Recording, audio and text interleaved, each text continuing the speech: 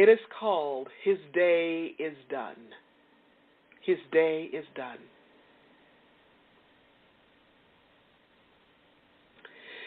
His day is done, is done. The news came on the wings of a wind, reluctant to carry its burden. Nelson Mandela's day is done.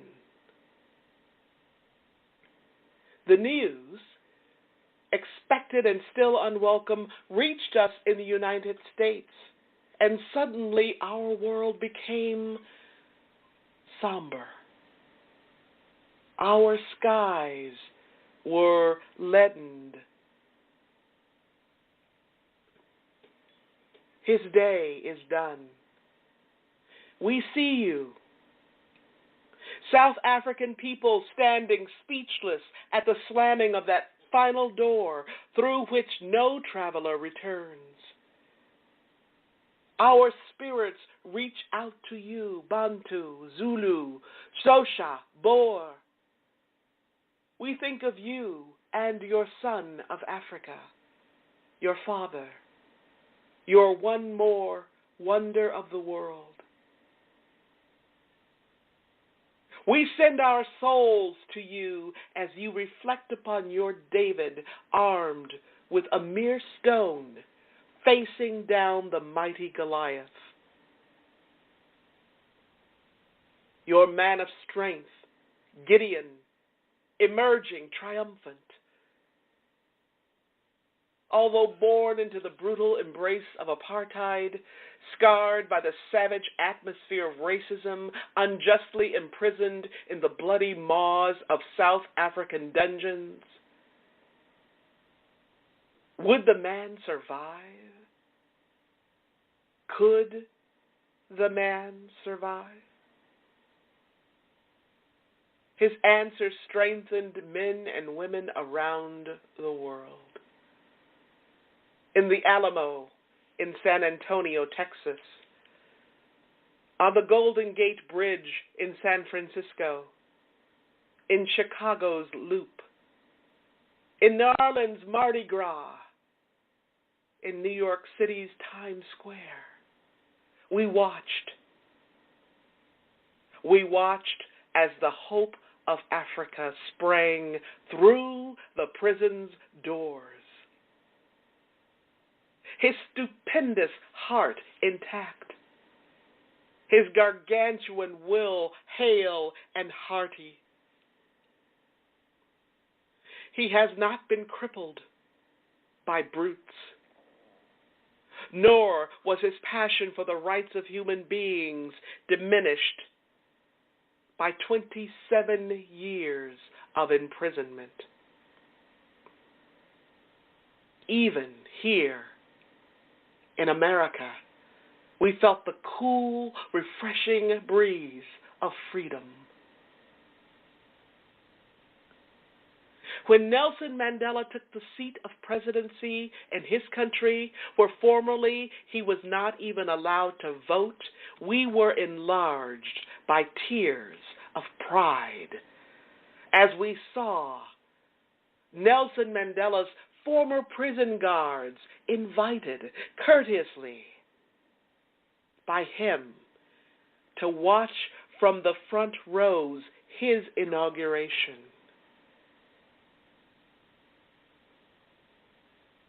We saw him. We saw him accept the World's Award in Norway with the grace and gratitude of the Salon in ancient Roman courts, and the confidence of African chiefs from ancient royal stools. No sun outlasts its sunset, but it will rise again and bring the dawn.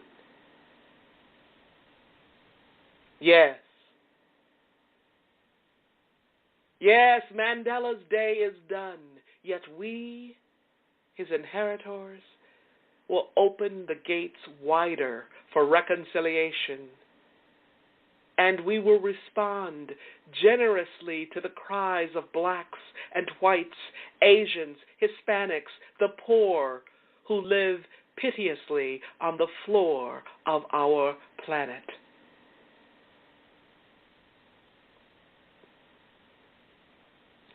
He has offered us understanding.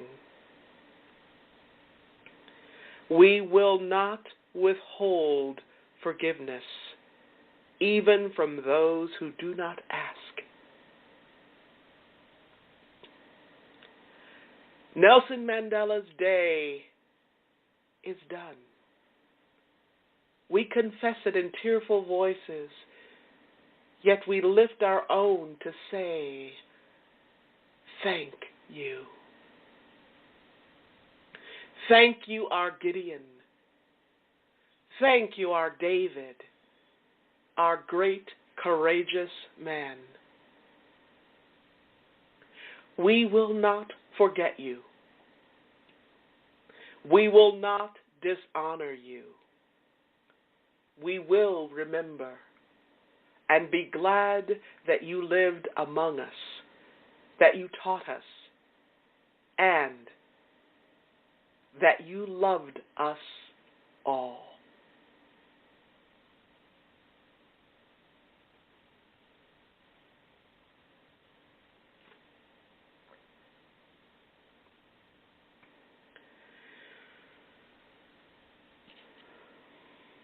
I love this poem. It's a poem that's fairly new to me, one that I discovered in the last few weeks. And I love Nelson Mandela, what he stood for, what he died for, how he gave his life to his country for the sake of a free South Africa, how he gave himself to the world, really, as a statesman. I remember when I was in Africa while he was still alive, I traveled to Kenya and to South Africa in that season. And I remember asking some of the young people in Kenya, because I was so excited to be so close to South Africa at that time, I asked the young people, I said, well, so what do you think about Nelson Mandela? And they said, who? And so I repeated the question because I thought, well, maybe they didn't quite understand me. I said, what do you think about Nelson Mandela? And they said, who is he? And I realized that they really didn't know who I was talking about. There's so much that we take for granted, so much that I take for granted. And one of those things is the infrastructure of information, the availability of information, the access to information.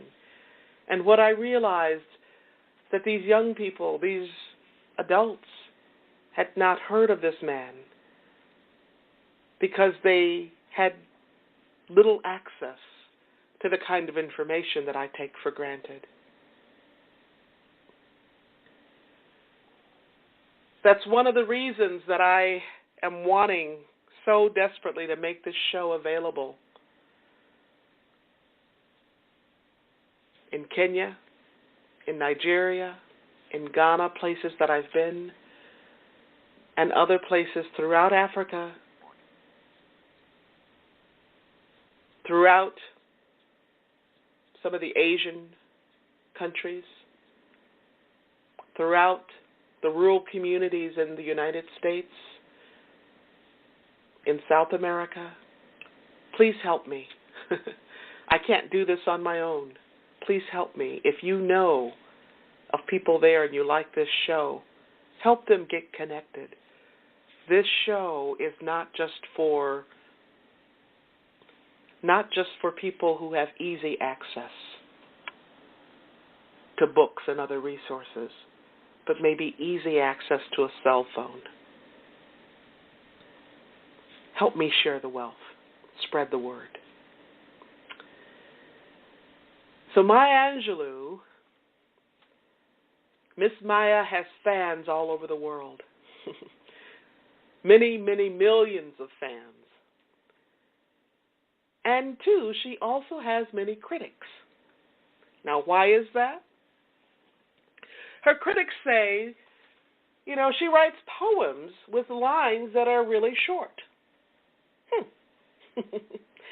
Her critics say she uses words that are simple.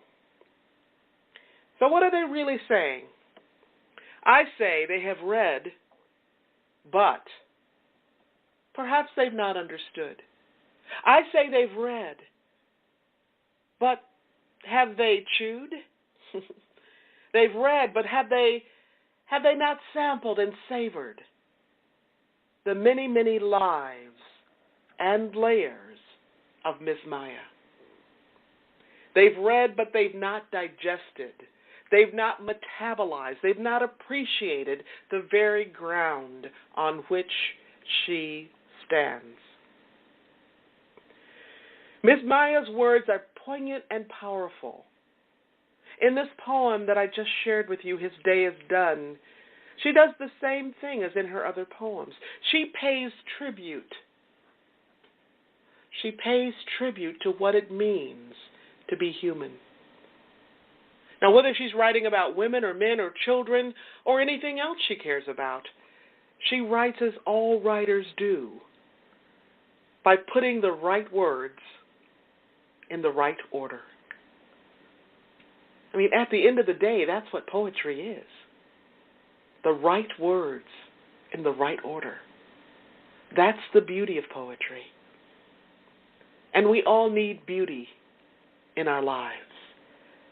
We all need shimmering rays of beauty that comes through poems. I love what Jack Kerouac says about poetry. He says, don't use the phone. Don't use the phone. People are never ready to answer it. Use poetry. And T.S. Eliot,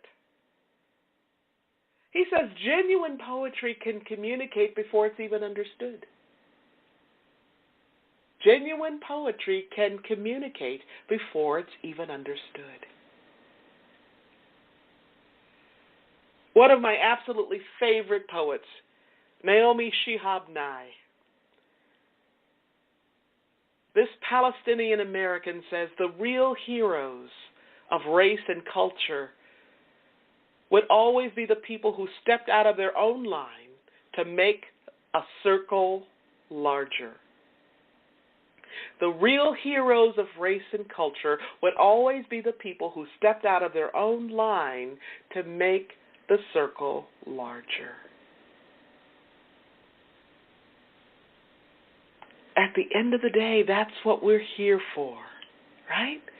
To love, learn, and serve. To share beauty. And to make the circle larger. To pass it on. To pass it on to someone else. To pass it on to the next generation. By doing so, we make a difference in our own lives and in the lives of others every single day. That's what Miss Maya did in her life. She is a model, an exemplar of what I mean by legacy living. Dr. Angelou didn't just count the days in her life. She lived each day to make her life count. In a New York Times article, poet Elizabeth Alexander shares a lovely, moving story about her encounter with Miss Maya. Although she never met the elder poet, Alexander stepped into the same shoes. The same exact shoes when she was named inaugural poet for President Obama's 2008 election. She says, Maya Angelou called me on the telephone. Before she said her name, I recognized the voice. Lustrous, deliberate, precise, a diction well known to me from countless elders. Elizabeth says she spoke in a rich chest voice of a grandmother singing a song at bedtime.